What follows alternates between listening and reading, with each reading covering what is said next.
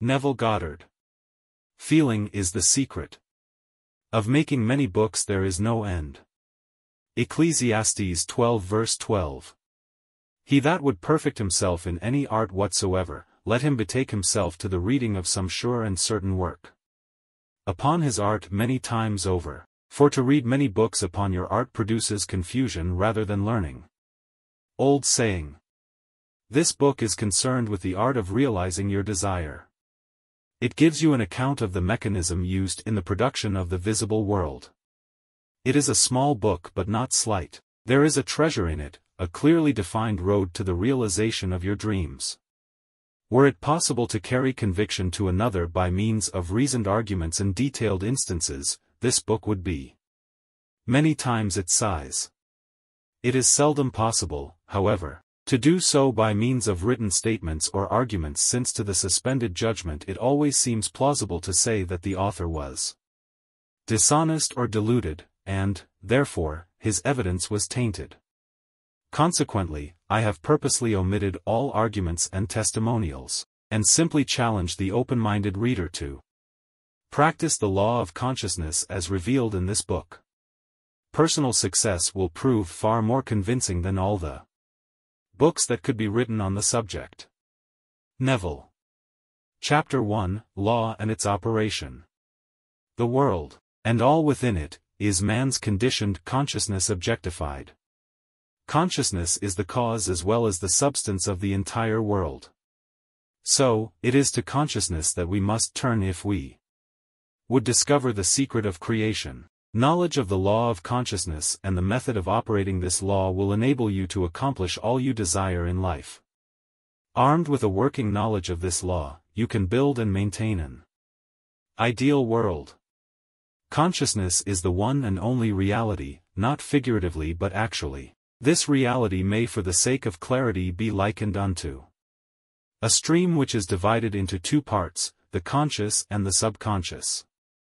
In order to intelligently operate the law of consciousness, it is necessary to understand the relationship between the conscious and the subconscious. The conscious is personal and selective, the subconscious is impersonal and non-selective. The conscious is the realm of effect, the subconscious is the realm of cause. These two aspects are the male and female divisions of consciousness. The conscious is male, the subconscious is female. The conscious generates ideas and impresses these ideas on the subconscious receives ideas and gives form and expression to them. By this law, first conceiving an idea and then impressing the idea conceived on the subconscious, all things evolve out of consciousness, and without this sequence, there is not anything made that is made. The conscious impresses the subconscious, while the subconscious expresses all that is impressed upon it. The subconscious does not originate ideas but accepts as true those which the conscious mind feels to be true and, in a way known only to itself, objectifies the accepted ideas. Therefore, through his power to imagine and feel and his freedom to choose the idea he will entertain, man has control over creation. Control of the subconscious is accomplished through control of your ideas and feelings. The mechanism of creation is hidden in the very depth of the subconscious, the female aspect or womb of creation. The subconscious transcends reason and is independent of induction. It contemplates a feeling as a fact existing within itself and on.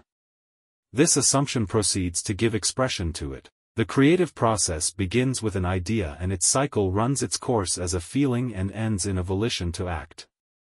Ideas are impressed on the subconscious through the medium of feeling. No idea can be impressed on the subconscious until it is felt, but once felt, be it good, bad or indifferent, it must be expressed.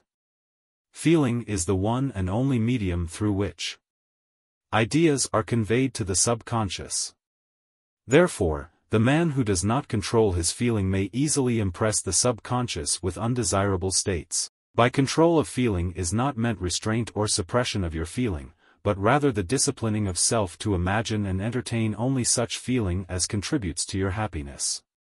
Control of your feeling is all important to a full and happy life. Never entertain an undesirable feeling, nor think sympathetically about wrong in any shape or form. Do not dwell on the imperfection of yourself or others. To do so is to impress the subconscious with these limitations. What you do not want done unto you, do not feel that it is done unto you or another. This is the whole law of a full and happy life. Everything else is commentary. Every feeling makes a subconscious impression and, unless it is counteracted by a more powerful feeling of an opposite nature, must be expressed. The dominant of two feelings is the one expressed. I am healthy is a stronger feeling than I will be healthy. To feel I will be is to confess I am not. I am is stronger than I am not. What you feel you are always dominates what you feel you would like to be. Therefore, to be realized, the wish must be felt as a state that is rather than a state that is not. Sensation precedes manifestation and is the foundation upon which all manifestation rests. Be careful of your moods and feelings, for there is an unbroken connection between your feelings and your visible world. Your body is an emotional filter and bears the unmistakable marks of your prevalent emotions. Emotional disturbances, especially suppressed emotions, are the causes of all disease. To feel intensely about a wrong without voicing or expressing that feeling is the beginning of disease, disease in both body and environment. Do not entertain the feeling of regret or failure for frustration or detachment from your objective results in disease. Think feelingly only of the state you desire to realize. Feeling the reality of the state sought and living and acting on that conviction is the way of all seeming miracles. All changes of expression are brought about through a change of feeling. A change of feeling is a change of destiny. All creation occurs in the domain of the subconscious. What you must acquire, then, is a reflective control of the operation of the subconscious, that is, control of your ideas and feelings. Chance or accident is not responsible for the things that happen to you, nor is predestined fate the author of your fortune or misfortune. Your subconscious impressions determine the conditions of your world. The subconscious is not selective, it is impersonal and no respecter of persons, Acts 10 verse 34, Romans 2 verse 11. The subconscious is not concerned with the truth or falsity of your feeling. It always accepts as true that which you feel to be true. Feeling is the assent of the subconscious to the truth of that which is declared to be true. Because of this quality of the subconscious there is nothing impossible to man. Whatever the mind of man can conceive and feel as true, the subconscious can and must objectify. Your feelings create the pattern from which your world is fashioned, and a change of feeling is a change of pattern. The subconscious never fails to express that which has been impressed upon it. The moment it receives an impression, it begins to work out the ways of its expression. It accepts the feeling impressed upon it, your feeling, as a fact existing within itself and immediately sets about to produce in the outer or objective world the exact likeness of that feeling. The subconscious never alters the accepted beliefs of man. It outpictures them to the last detail whether or not they are beneficial. To impress the subconscious with the desirable state, you must assume the feeling that would be yours had you already realized your wish. In defining your objective, you must be concerned only with the objective itself. The manner of expression or the difficulties involved are not to be considered by you. To think feelingly on any state impresses it on the subconscious. Therefore, if you dwell on difficulties, barriers or delay, the subconscious, by its very non-selective nature, accepts the feeling of difficulties and obstacles as your request and proceeds to produce them in your outer world. The subconscious is the womb of creation. It receives the idea unto itself through the feelings of man. It never changes the idea received, but always gives it form. Hence the subconscious outpictures the idea in the image and likeness of the feeling received. To feel a state as hopeless or impossible is to impress the subconscious with the idea of failure. Although the subconscious faithfully serves man, it must not be inferred that the relation is that of a servant to a master as was anciently conceived. The ancient prophets called it the slave and servant of man. Saint Paul personified it as a woman and said, "The woman should be subject to man in everything," Ephesians 5 verse 24, also, 1 Corinthians 14 verse 34, Ephesians 5 verse 22, Colossians 3 verse 18, 1 Peter 3 verse 1.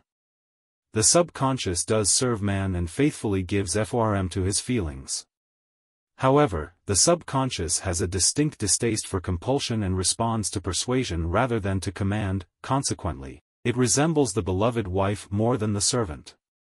The husband is head of the wife, Ephesians 5:23, may not be true of man and woman in their earthly relationship, but it is true of the conscious and the subconscious, or the male and female aspects of consciousness. The mystery to which Paul referred when he wrote, "This is a great mystery," 5:32, "He that loveth his wife loveth himself," 5:28, "and they two shall be one flesh," 5:31, is simply the mystery of consciousness. Consciousness is really one and undivided, but for creation's sake it appears to be divided into two. The conscious, objective, or male aspect truly is the head and dominates the subconscious, subjective, or female aspect. However, this leadership is not that of the tyrant, but of the lover. So, by assuming the feeling that would be yours, were you already in possession of your objective, the subconscious is moved to build the exact likeness of your assumption. Your desires are not subconsciously accepted until you assume the feeling of their reality, for only through feeling is an idea subconsciously accepted, and only through this subconscious acceptance is it ever expressed. It is easier to ascribe your feeling to events in the world than to admit that the conditions of the world reflect your feeling. However, it is eternally true that the outside mirrors the inside. As within, so without; as above, so below; as below, so above; as within, so without; as without, so within. Correspondence, the second of the 7 principles of Hermes Trismegistus. A man can receive nothing unless it is given him from heaven, John 3 verse 27, and, "the kingdom of heaven is within you," Luke 17 verse 21. Nothing comes from without. All things come from within, from the subconscious. It is impossible for you to see other than the contents of your consciousness. Your world in its every detail is your consciousness objectified. Objective states bear witness of subconscious impressions. A change of impression results in a change of expression. The subconscious accepts as true that which you feel as true, and because creation is the result of subconscious impressions, you, by your feeling, determine creation. You are already that which you want to be, and your refusal to believe this is the only reason you do not see it. To seek on the outside for that which you do not feel you are, is to seek in vain, for we never find that which we want, we find only that which we are. In short, you express and have only that which you are conscious of being or possessing. To him that hath it is given, Matthew 13 verse 12, 25:29, Mark 4 verse 25, Luke 8 verse 18, 19:26. Denying the evidence of the senses and appropriating the feeling of the wish fulfilled is the way to the realization of your desire. Mastery of self-control of your thoughts and feelings is your highest achievement. However, until perfect self-control is attained, so that, in spite of appearances, you feel all that you want to feel, use sleep and prayer to aid you in realizing your desired states. These are the 2 gateways into the subconscious.